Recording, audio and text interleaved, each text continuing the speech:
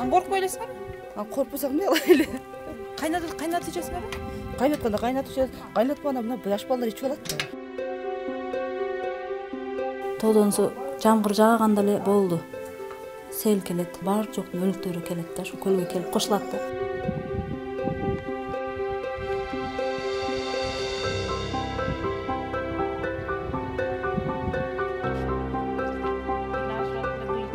Айылдан крандан ташып içse болот, шарт жоктугуна байланып ушундан ишке аргасы болот да.